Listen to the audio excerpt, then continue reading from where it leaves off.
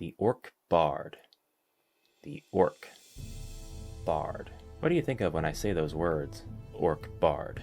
Do you imagine an orc fiercely beating a war drum as it leads a vanguard of savage warriors into battle, marching to the tempo of Your Inevitable Doom as they receive inspiration to their pillage and raid stats? Or do you think of something more Skald-like, perhaps the unit with the gut of a keg, blasting into a set of bagpipes fearlessly, heard far and wide by a horde of orcs roaring as they advance on your city with primitive weapons and stolen swords, the very epitome of a scourge? Or I guess as Drizzt Do'Urden would call it, a warm-up. Good morning, brave heroes. I am AmalgamAsh, and whether you are playing contemporary or classic HeroQuest, the orcs are a savage, if only moderately threatening, mob that appear throughout every quest, sometimes in great number, such as is the case with the Keller's Keep expansion. Zargon commands every orc do his bidding, and destroy the hero champions once and for all. Every orc, that is, except one, the Orc Bard. And here he is in all his romantic, expectation-subverting glory. The Orc Bard in the mythic tier of Avalon Hill's HeroQuest is a real charmer. Not threatening or menacing like those uncivilized minions of Zargon, no. This Orc Bard tosses a coin to your Witcher, and rolls high on charisma throws when attempting to forge the dragon. Maybe this dragon. I don't know, I'm not going to judge your homebrew. I didn't want to make a video defending the Orc Bard. After all, there are some very legitimate points being made, but I did want to explain my initial impression of him and why I think the concept does stick. Besides that, it seemed to be quite a daunting challenge, and I guess I do like a challenge. So, here we go.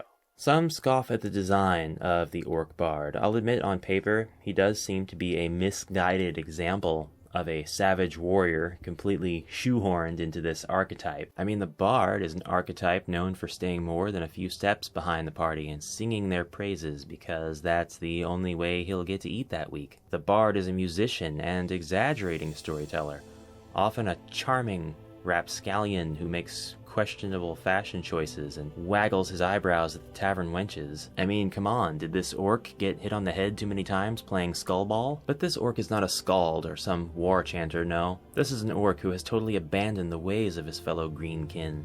He's not a savage, but completely civilized. Other orcs would be content using the loot worn at his back to smash in the faces of their foes, or the strings to saw off limbs of humans for a midnight snack. But the Orc Bard engages not in these animalistic behaviors, and boldly wears the plumed hat of a noble minstrel. That's something a warrior of Zargon wouldn't be caught dead in, and yes, I am including the zombies, mummies, and skeletons. The hat alone is proof that the Orc Bard is an affront to all that is Zargon, his approachable pose ready to inspire anyone, from children to the elderly, and to sing the heroic deeds of the adventuring party, to spread goodwill and hope that one day the world can rest without the forces of evil at the edges of darkness. The Orc Bard stands ready to explore alongside his orc-killing companions into the depths of any challenge, even if it means slaying his kinsmen. His rapier is a spit in the face of evil, a nobleman's weapon, and a demonstration of precision and dexterity, adding insult to injury when he bests the enemy orcs who fiercely wield clubs and enormous swords. The Orc Bard's loadout consists of the songs he powerfully sings to provide his allies with the second wind they need when all hope is lost in the grueling, endless effort to halt the onslaught of undead and abomination alike. And does he sing these songs fearfully or without total conviction? No! His face is the definition of confidence,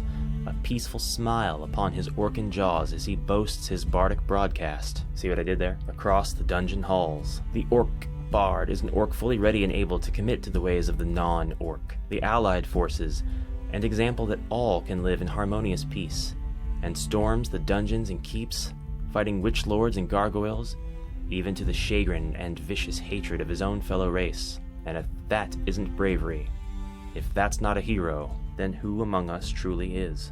For those of you who remain unconvinced to the Orc Bard due to his appearance and mannerisms, allow me to enlighten you to a few more facts. In a homebrew campaign, the orc would be able to disguise as his kinsman and wouldn't be attacked unless he acted out of turn.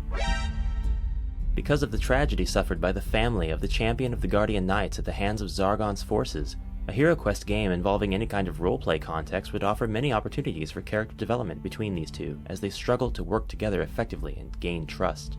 The orc bard definitely when he goes to the tavern simply by virtue of his race, and the ladies and even men saying, "I've never had an orc before." And finally, at least he isn't wearing a fruit hat. It's all in good fun, but thank you so much for watching the video, and please let me know in the comments below what you thought, what your thoughts are. I love hearing them, I love engaging.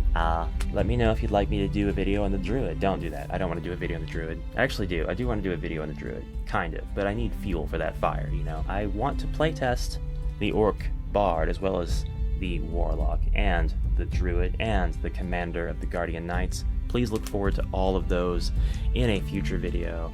I'm up to my eyeballs in work right now, but I promise they are coming. Alright, have a great day. I'll see you again tomorrow. Bye for now.